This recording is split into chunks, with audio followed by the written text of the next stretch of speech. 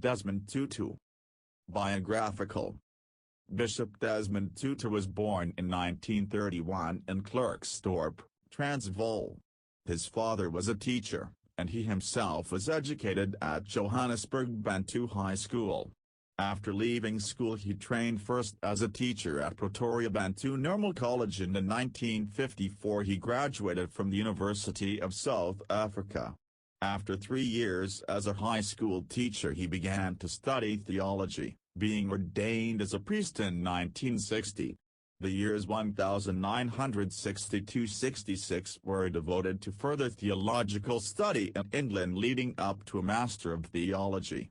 From 1967 to 1972 he taught theology in South Africa before returning to England for 3 years as the assistant director of a theological institute in London. In 1975 he was appointed Dean of St. Mary's Cathedral in Johannesburg, the first black to hold that position.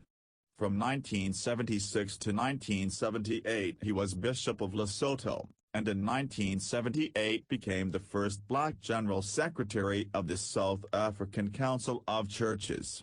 Tutu is an honorary doctor of a number of leading universities in the USA, Britain and Germany. Desmond Tutu has formulated his objective as a democratic and just society without racial divisions, and has set forward the following points as minimum demands. 1. Equal civil rights for all. 2. The abolition of South Africa's passport laws. 3. A common system of education. 4. The cessation of forced deportation from South Africa to the so-called homelands. The South African Council of Churches is a contact organization for the churches of South Africa and functions as a national committee for the World Council of Churches.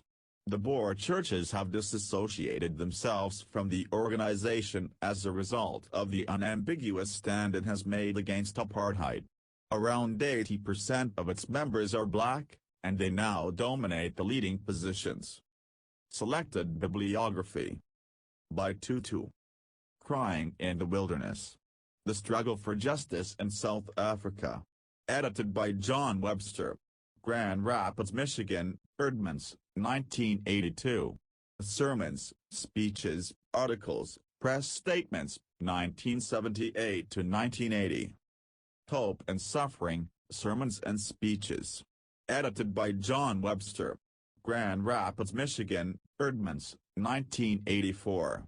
From the period 1976 to 1982. The Rainbow People of God, The Making of a Peaceful Revolution. Edited by John Allen. New York, Doubleday, 1994. Speeches, letters and sermons from 1976 to 1994, woven together in narrative by his media secretary. Other sources. Du Boulay, Shirley. Tutu, Voice of the Voiceless. London, Penguin Books, 1989. Sparks, Alistair. The Mind of South Africa. New York, Knopf, 1990.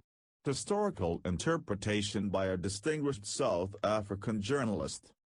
From Noble Lectures, Peace 1981 to 1990, Editor-in-Charge Tuor Frangsme, Editor Erwin Abrams, World Scientific Publishing Co., Singapore, 1997.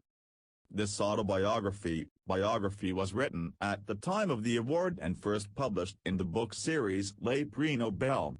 It was later edited and republished in Noble Lectures. To cite this document, always state the sources shown above. Desmond Tutu died on December 26, 2021.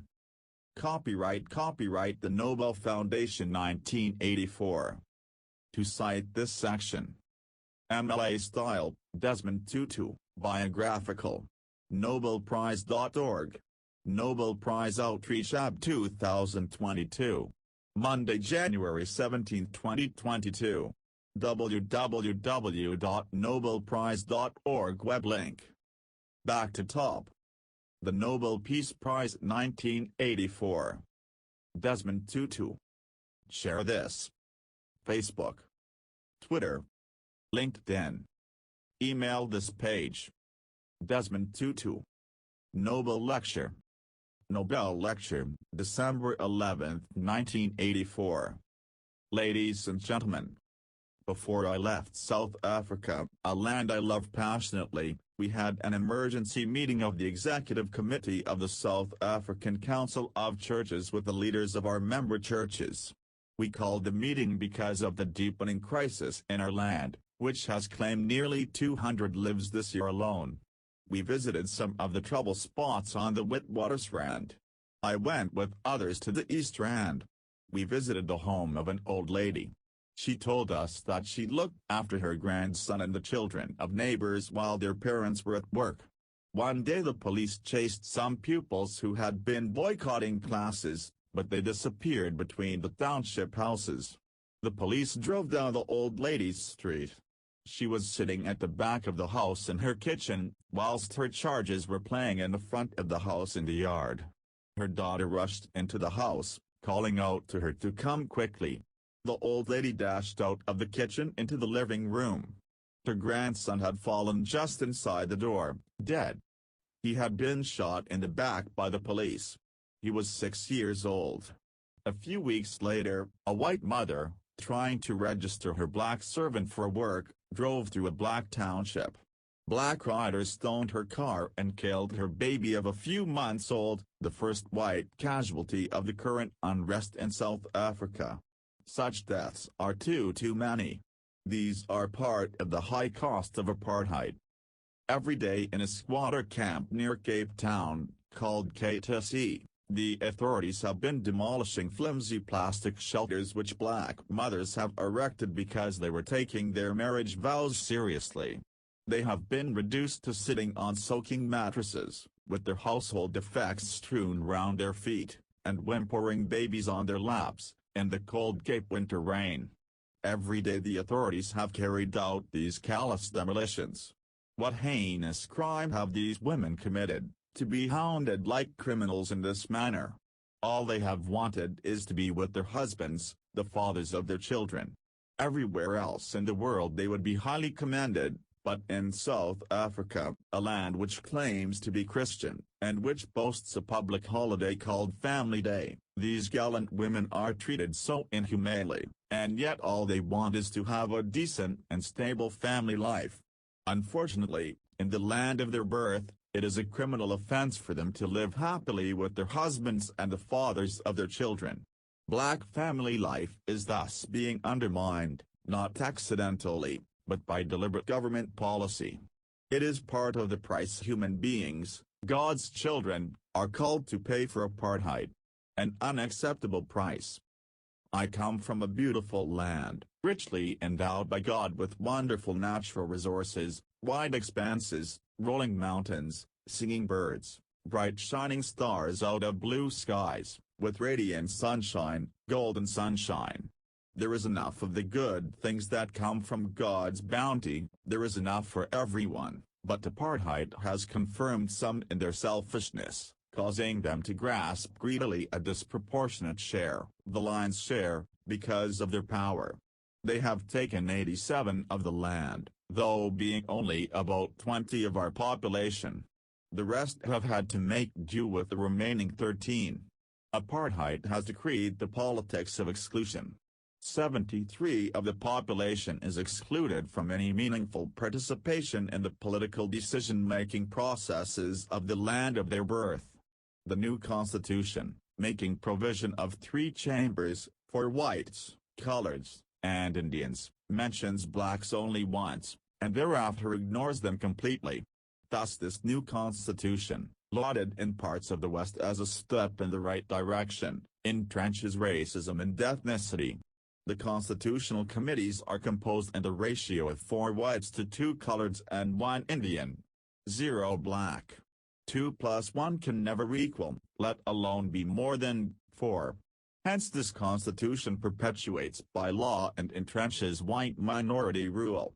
Blacks are expected to exercise their political ambitions in unviable, poverty-stricken, arid, Bantustan homelands, ghettos of misery, inexhaustible reservoirs of cheap black labor, Bantustans into which South Africa is being balkanized. Blacks are systematically being stripped of their South African citizenship and being turned into aliens in the land of their birth. This is apartheid's final solution, just as Nazism had its final solution for the Jews in Hitler's Aryan madness. The South African government is smart. Aliens can claim but very few rights, least of all political rights. In pursuance of apartheid's ideological racist dream, over 3,000,000 of God's children have been uprooted from their homes, which have been demolished, whilst they have then been dumped in the Bantustan homeland resettlement camps. I say dumped advisedly, only things or rubbish is dumped, not human beings. Apartheid has, however, ensured that God's children, just because they are black, should be treated as if they were things, and not as of infinite value as being created in the image of God. These dumping grounds are far from where work and food can be procured easily. Children starve, suffer from the often irreversible consequences of malnutrition. This happens to them not accidentally, but by deliberate government policy. They starve in a land that could be the breadbasket of Africa, a land that normally is a net exporter of food. The father leaves his family in the Bantustan homeland, they're eking out a miserable existence, whilst he, if he is lucky, goes to the so-called white man's town as a migrant, to live an unnatural life in a single-sex hostel for 11 months of the year, being prey there to prostitution, drunkenness, and worse. This migratory labor policy is declared government policy, and has been condemned, even by the White Dutch Reformed Church, one not noted for being quick to criticize the government, as a cancer in our society. This cancer, eating away at the vitals of black family life, is deliberate government policy. It is part of the cost of apartheid, exorbitant in terms of human suffering. Apartheid has spawned discriminatory education, such as Bantu education, education for serfdom, ensuring that the government spends only about 1/10 on one black child per annum for education what it spends on a white child. It is education that is decidedly separate and unequal. It is to be wantonly wasteful of human resources, because so many of God's children are prevented, by deliberate government policy, from attaining to their fullest potential. South Africa is paying a heavy price already for this iniquitous policy because there is a desperate shortage of skilled manpower, a direct result of the short-sighted schemes of the racist regime. It is a moral universe that we inhabit, and good and right equity matter in the universe of the God we worship.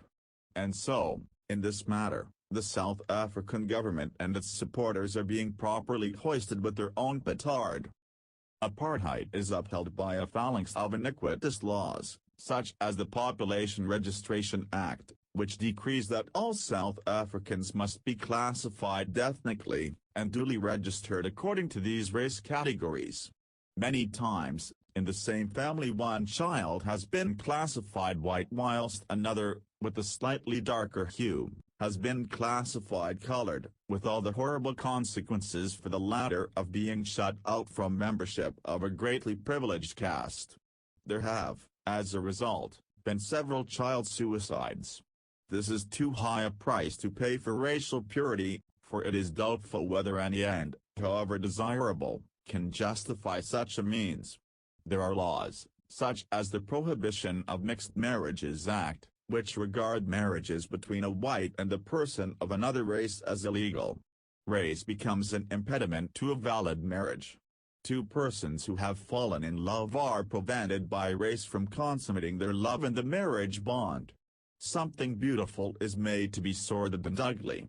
The Immorality Act decrees that fornication and adultery are illegal if they happen between a white and one of another race. The police are reduced to the level of peeping toms to catch couples red-handed. Many whites have committed suicide rather than face the disastrous consequences that follow in the train of even just being charged under this law. The cost is too great and intolerable. Such an evil system, totally indefensible by normally acceptable methods, relies on a whole phalanx of draconian laws such as the security legislation, which is almost peculiar to South Africa. There are the laws which permit the indefinite detention of persons whom the Minister of Law and Order has decided are a threat to the security of the state. They are detained at his pleasure, in solitary confinement, without access to their family, their own doctor, or a lawyer. That is severe punishment when the evidence apparently available to the minister has not been tested in an open court. Perhaps it could stand up to such rigorous scrutiny, perhaps not, we are never to know. It is a far too convenient device for a repressive regime, and the minister would have to be extra special not to succumb to the temptation to circumvent the awkward process of testing his evidence in an open court, and thus he lets his power under the law to be open to the abuse where he is both judge and prosecutor. Many, too many, have died mysteriously in detention. All this is too costly in terms of human lives. The minister is able, too, to place people under banning orders without being subjected to the annoyance of the checks and balances of due process. A banned person for 3 or 5 years becomes a non-person, who cannot be quoted during the period of her banning order. She cannot attend a gathering, which means more than one other person. 2 persons together talking to a banned person are a gathering. She cannot attend the wedding or funeral of even her own child without special permission. She must be at home from 6 p.m. of one day to 6 a.m. of the next and on all public holidays, and from 6 p.m. on Fridays until 6 a.m. on Mondays for 3 years. She cannot go on holiday outside the magisterial area to which she has been confined. She cannot go to the cinema, nor to a picnic. That is severe punishment, inflicted without the evidence allegedly justifying it being made available to the banned person, nor having it scrutinized in a court of law. It is a serious erosion and violation of basic human rights, of which blacks have precious few in the land of their birth. They do not enjoy the rights of freedom of movement and association. They do not enjoy freedom of security of tenure, the right to participate in the making of decisions that affect their lives. In short, this land, richly endowed in so many ways, is sadly lacking in justice. Once a Zambian and a South African, it is said, were talking. The Zambian then boasted about their Minister of Naval Affairs. The South African asked, "But you have no navy, no access to the sea. How then can you have a Minister of Naval Affairs?" The Zambian retorted, "Well, in South Africa you have a Minister of Justice, don't you?" It is against the system that our people have sought to protest peacefully since 1912 at least, with the founding of the African National Congress. They have used the conventional methods of peaceful protest, petitions, demonstrations, deputations, and even a passive resistance campaign. A tribute to our people's commitment to peaceful change is the fact that the only South Africans to win the Nobel Peace Prize are both black.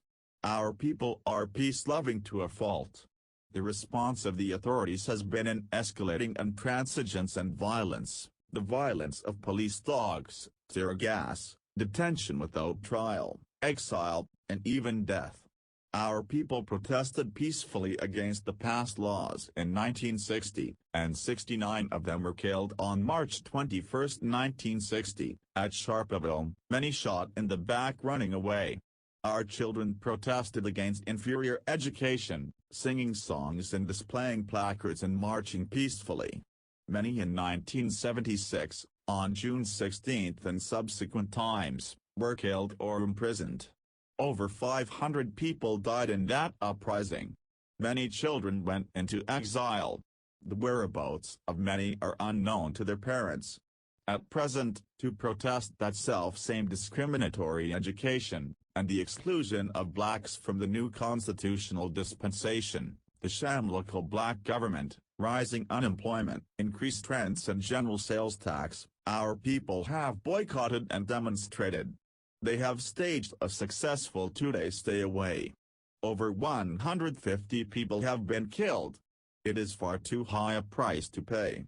there has been little revulsion or outrage at this wanton destruction of human life in the West. In parenthesis, can somebody please explain to me something that has puzzled me? When a priest goes missing and is subsequently found dead, the media in the West carry his story in very extensive coverage. I am glad that the death of one person can cause so much concern.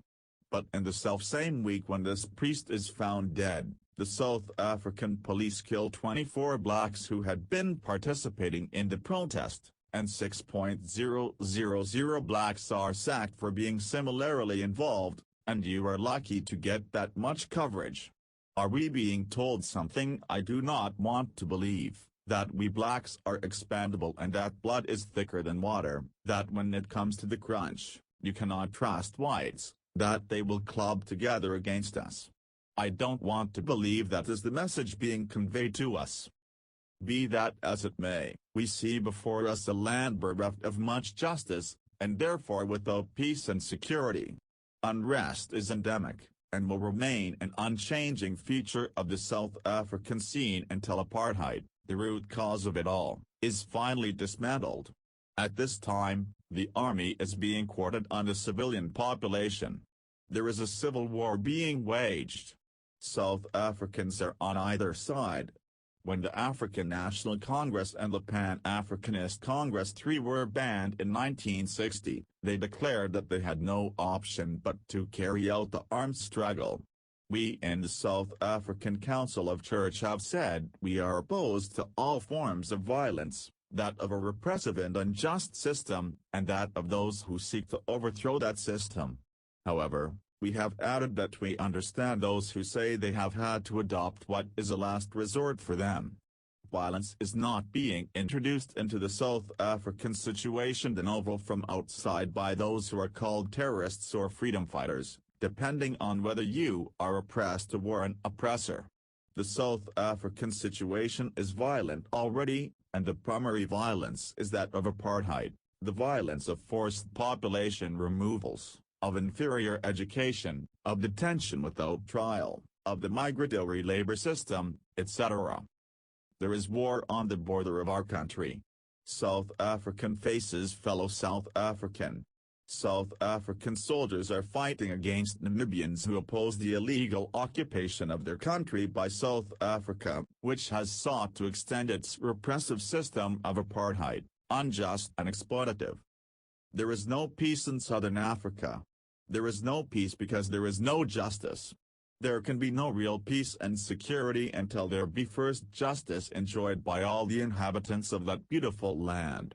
The Bible knows nothing about peace without justice, for that would be crying peace, peace, where there is no peace.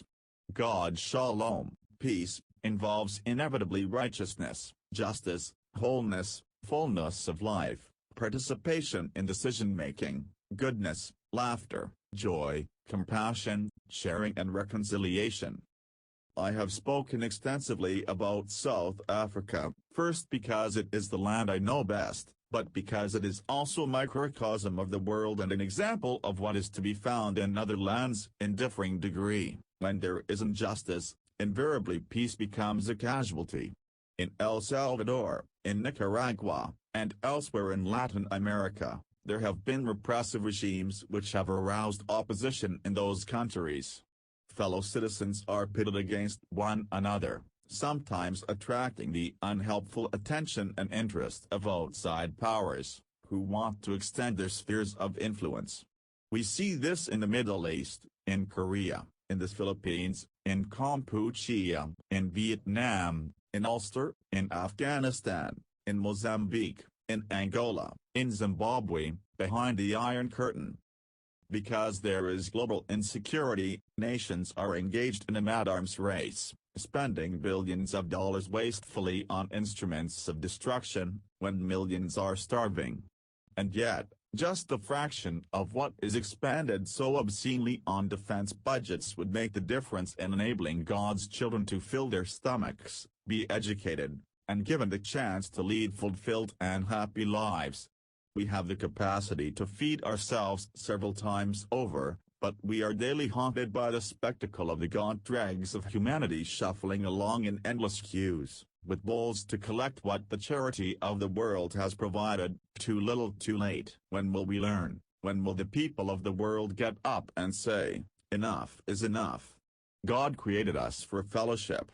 God created us so that we should form the human family, existing together because we were made for one another.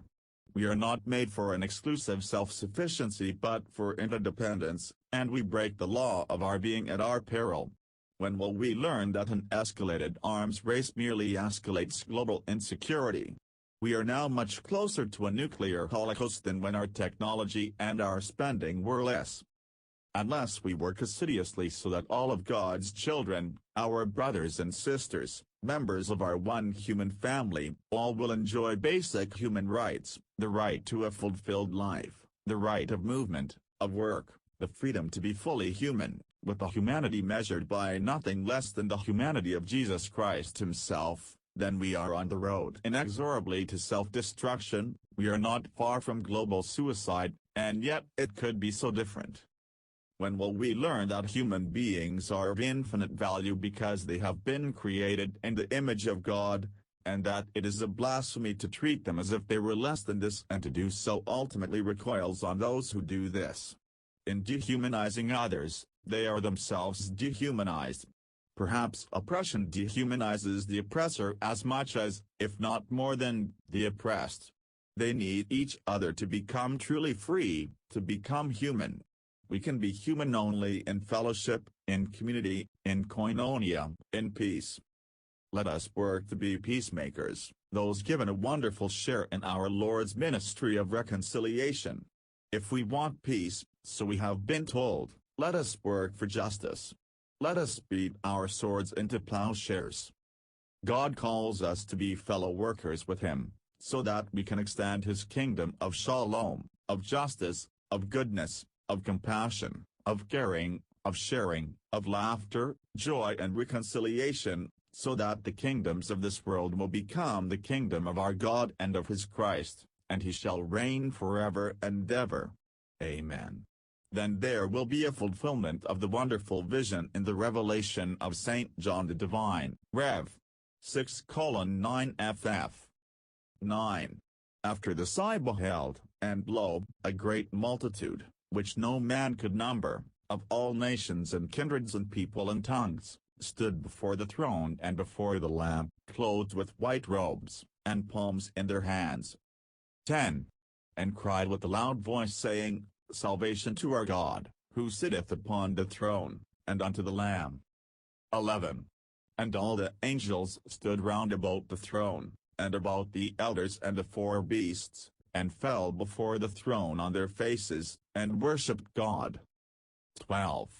Saying, Amen. Blessing and glory and wisdom and thanksgiving and honor and power and might, be unto our God forever and ever. Amen. The lecture is reprinted in Tutu's Rainbow People of God as Apartheid's Final Solution, using a phrase from the address. 1. The White Dutch Reformed Church was the principal church of the Afrikaner ruling minority. 2. Tutu refers to a recent event in Poland, when Father Jerzy Popielsko was murdered by the secret police in October 1984. 3. The African National Congress, ANC, established in 1912, of which the Nobel laureate Albert Luchuli had been President General, wanted a racially just South Africa of blacks and whites. The Africanists split off to establish the Pan-Africanist Congress, PAC, which wanted government of the African, by the African, for the African. From Nobel Lectures, Peace 1981 to 1990, Editor-in-Charge Tawar Frangsme, Editor Erwin Abrams, World Scientific Publishing Co., Singapore, 1997. Copyright the Nobel Foundation 1984. To cite this section. MLA Style, Desmond Tutu, Nobel Lecture. Nobelprize.org. Nobel Prize Outreach AB 2022. Monday, January 17, 2022. www.nobelprize.org web link